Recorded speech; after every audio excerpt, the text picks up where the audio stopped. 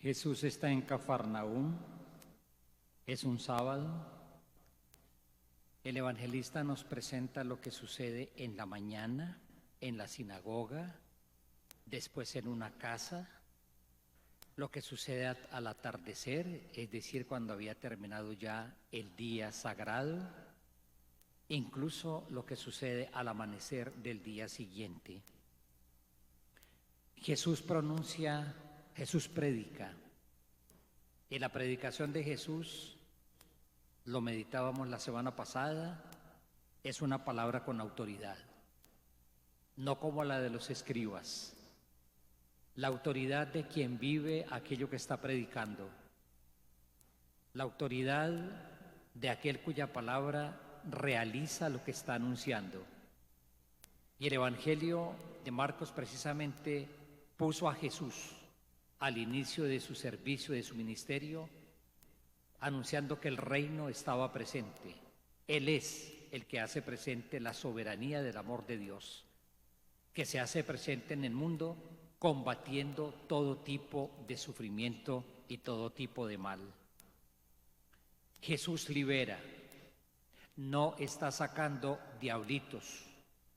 Jesús está transformando la vida de las personas con la fuerza de su palabra, que viene precisamente a sacar del ser humano todo tipo de maldad y todo ese complejo mundo de sentimientos, de actitudes, de maneras de pensar que son contrarios a la vida, que son contrarios a la justicia, que reconcentran la vida en el propio interés. Todo eso está simbolizado en estos espíritus inmundos que hacen que se construyan vidas por caminos distintos a los que propone el Evangelio, que terminan siendo caminos que destruyen la vida humana. Jesús está presente de manera particular en el mundo de la enfermedad. La primera lectura es un texto precioso dentro de toda la literatura del Antiguo Testamento, el libro de Job, complejísimo, que lleva a meditar sobre la realidad que atraviesa toda la vida de los hombres, de los seres humanos, el sufrimiento y la enfermedad. Job es un hombre recto. Job es un hombre que quiere para él y para su descendencia la rectitud que atraerá, según su manera de ver, la bendición del Señor. Leímos hoy un pedacito nomás del libro de Job, que es un libro largo. El testimonio del libro de Job es la acumulación del sufrimiento.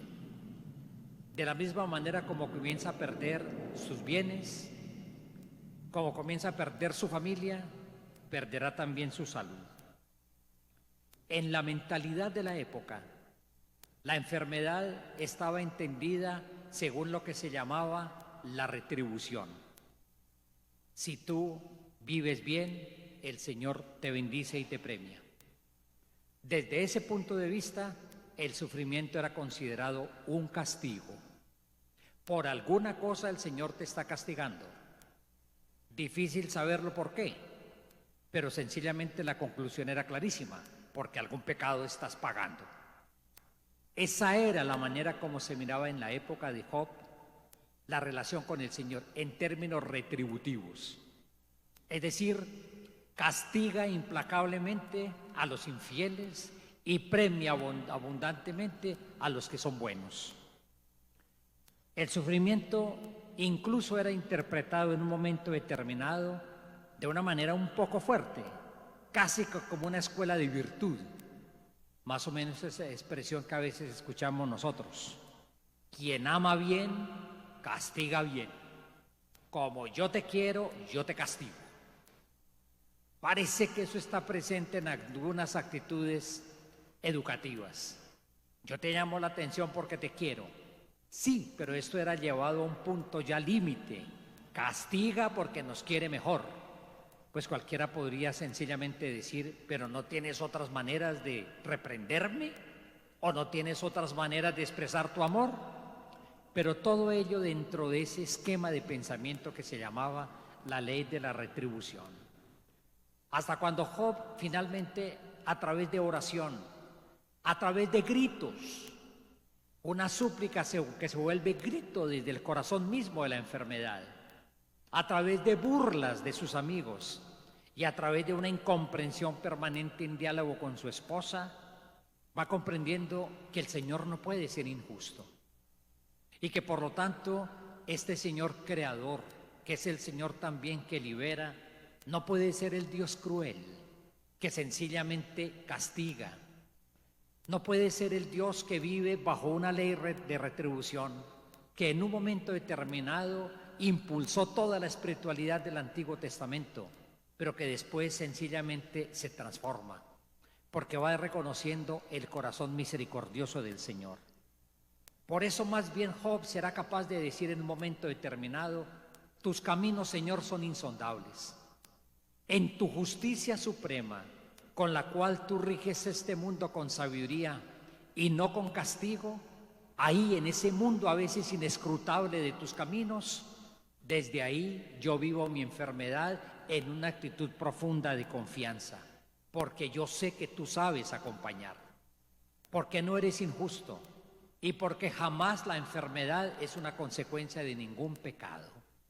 Y el que está enfermo no está sufriendo precisamente porque estuviera purgando en esta vida quién sabe qué cosa. ¿Quién sabe qué cosa que hizo esta persona? Todavía peor, ¿quién sabe qué otra cosa que hicieron otros?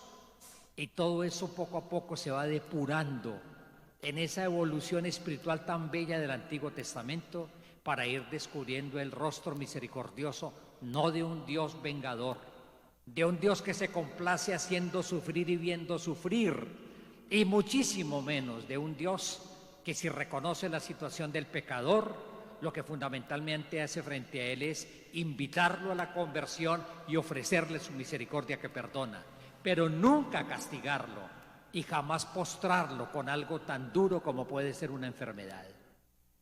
Con este cuadro tan hermoso, con este cuadro también tan desconcertante muchas veces y que también nos interpela mucho de la enfermedad vivida por este hombre Job, entonces nos encontramos de nuevo Jesús frente a la experiencia de la enfermedad. Él está presente en la enfermedad. Humanamente hablando, la enfermedad puede tener muchas maneras de ser vivida. Indudablemente que es una experiencia de la fragilidad humana y de los límites. Normalmente se asocia la enfermedad al paso de los años y constatamos todos los días que eso no es así. Por eso a veces impacta muchísimo la enfermedad de un niño, impacta muchísimo la enfermedad de un joven, pero no está asociada al paso de los años. Pero manifiesta la condición frágil de todos los seres humanos. Desde el bebé recién nacido es una vida prometedora, pero igual de frágil a la vida del anciano, que ya está desgastado en sus fuerzas físicas. Pero manifiesta precisamente esa experiencia frágil y limitada que tenemos todos los seres humanos. La enfermedad puede ser vivida como una experiencia también de autoconocimiento. Hay todos unos aprendizajes que hacen los enfermos que son admirables. No es simplemente la resignación y no es simplemente la paciencia. ¿Cuántos enfermos en la experiencia de la enfermedad son capaces de reconocer no solamente los límites de su vida, sino también muchas veces sus fortalezas escondidas? Y son capaces de entrar en una experiencia de ayuda personal muy fuerte, en una actitud también supremamente positiva. Es una experiencia de autoconocimiento. Y muchas veces es toda una escuela que ayuda a reorientar la vida. ¿Cuántas personas que han vivido una situación extrema, prácticamente en los bordes de la muerte, y que se recuperan, lo dicen así de una manera muy clara, sin ninguna ambigüedad? Una nueva oportunidad, esto significa que viviré esta nueva etapa de mi vida de otra manera distinta.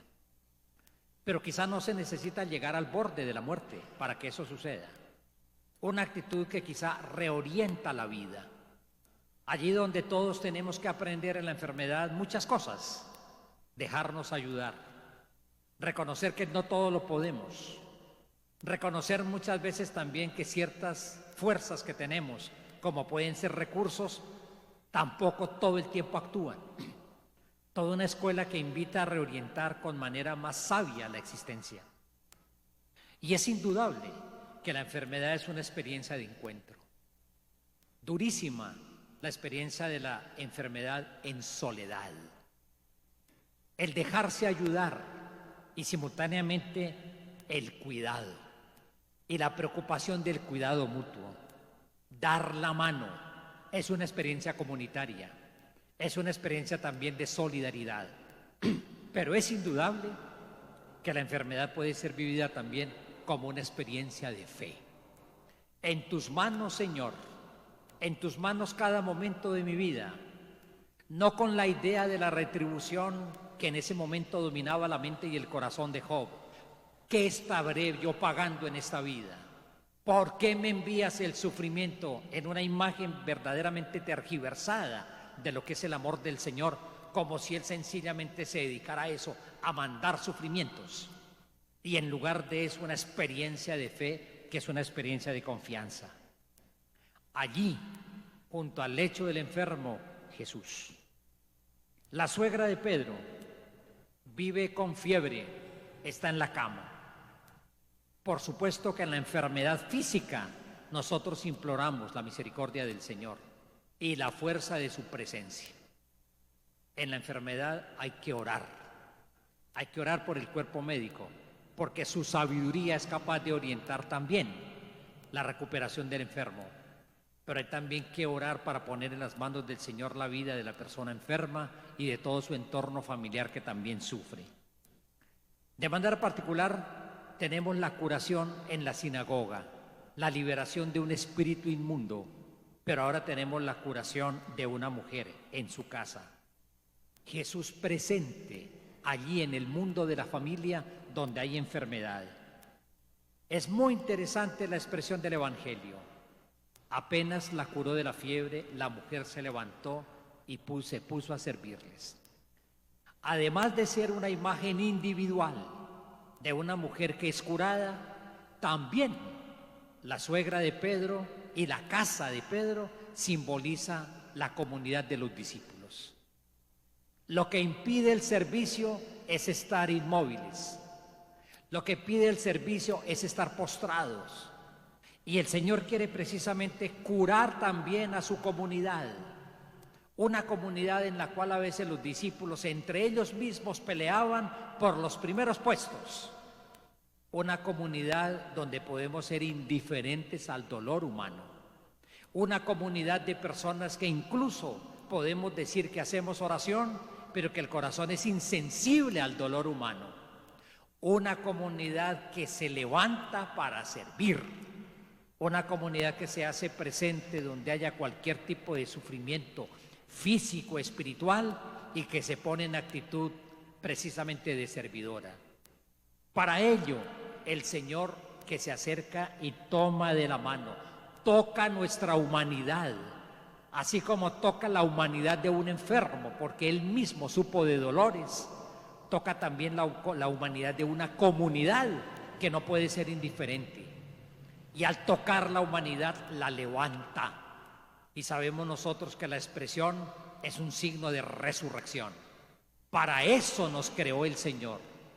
Aún en la enfermedad, ¿cuántas veces nosotros hemos recibido un testimonio impresionante de los enfermos, de una fortaleza porque saben quién es su roca, quién es el que lo soporta, en un trabajo responsable del cuidado de la salud, en un trabajo responsable también de todos los servidores médicos y servidores de la salud, pero también en una fuerte experiencia de fe porque saben en quién han puesto la confianza. Una humanidad herida, personas heridas que son tocadas por el Señor y que son levantadas precisamente en actitud de vida nueva.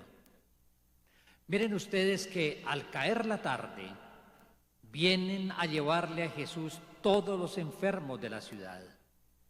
Era el caer de la tarde, ya había terminado el sábado de los judíos, y para la comunidad cristiana, el caer de la tarde ya el comienzo del nuevo día, nuestro domingo, que evoca un día nuevo, el día de la resurrección, el día de la nueva creación. Cuando Jesús se hace presente, incluso en el mundo de la enfermedad, es posible que haya una luz distinta. No necesariamente que haya la curación inmediata que todos anhelaríamos. Todo el mundo te busca, le dicen a Jesús. Y Jesús se sustrae un poco para decir: yo no soy un simple curandero, yo no soy un simple realizador y fabricante de milagros. Estoy presente. Los procesos de recuperación van siguiendo su curso y Él sigue acompañando. Pero es clarísimo que también en ese mundo complejo de la enfermedad física, de la enfermedad espiritual que todos podemos tener, de la enfermedad comunitaria, de una comunidad cristiana que es insensible, que puede ser insensible al dolor humano, ahí está Jesús, tocando la humanidad herida y levantándonos. Al amanecer, Jesús ora. Es importante. Jesús nada hace sin oración. Absolutamente nada. El encuentro que Él hace con el mundo de la necesidad brota desde la oración. Ora al Padre para ajustar toda su vida a la voluntad del Padre. Los discípulos quieren sacarlo de la oración, porque sencillamente lo quieren meter nuevamente dentro de ese mundo frenético. A veces se entiende, claro que sí, las personas que en sufrimiento buscan una salida, la que sea. Miren cuántas veces pasa eso. Yo escucho decir eso. Una persona enferma, entonces fue por allá donde había alguien que decían que había un curandero, fue por allá donde otro que también era curandero, vienen a la misa, que el Padre le imponga las manos, que le dé el aceite tal, el aceite tal. Sí, es cierto, y hay que reconocer que en la búsqueda, que en la necesidad, a veces se buscan unas respuestas, muchas veces que no se entienden. Pero Jesús se sustrae a eso. Él no es simplemente un fabricante de milagros, Él ora. Porque es la manera también como los seres humanos tenemos que afrontar esas realidades problemáticas de la vida. Indudablemente acudiendo a los medios que son los más sensatos para buscar la curación física y la curación espiritual y la curación comunitaria. Porque sin la oración todo se dispersa. Sin la oración todo se desorienta. Sin la oración nos vaciamos. Sin oración se quiere tener a Jesús a disposición para controlarlo y para que venga sencillamente a responder a las necesidades que uno va teniendo. Por supuesto que está presente en el mundo de nuestra necesidad, pero no como un mago. Está presente en el mundo de la necesidad como la misericordia que acompaña, como el Señor que conoce de dolores, como el Señor que pide la solidaridad de su comunidad en el mundo del dolor. Pablo fue un hombre aguerrido, fue curado también de una enfermedad espantosa espiritual, la enfermedad del odio, por la cual precisamente perseguía a los cristianos.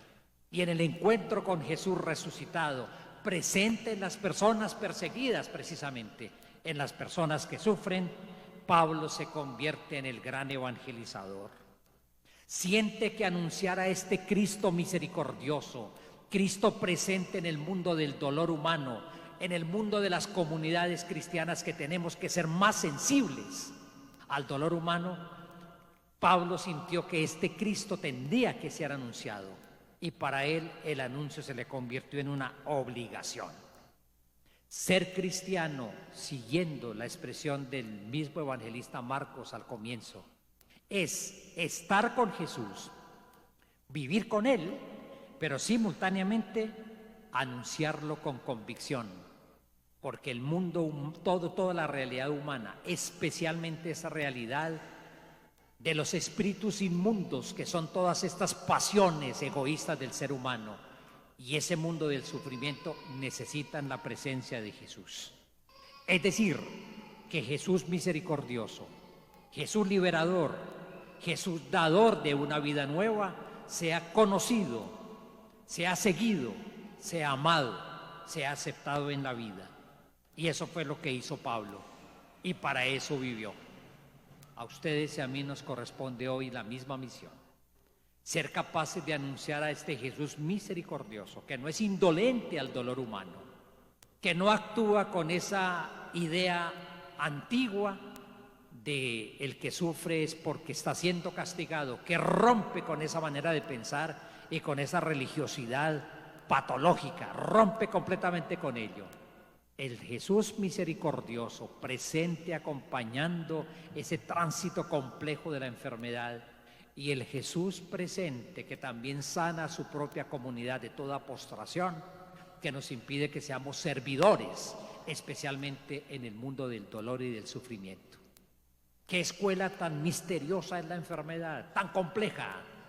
Se puede volver en toda una escuela de crecimiento también, visto desde la solidaridad mutua y desde la fe en el Señor Jesús. Contemplemos un momento en silencio, como siempre les invito, esta realidad tan rica, hay que decirlo que compleja, difícil, porque el mundo de la enfermedad y el sufrimiento es complejo y es difícil, pero ahí se hace presente el Señor. No evade, no lo mira a distancia, se mete en el corazón del dolor, lo transforma con su presencia y le abre horizontes de esperanza.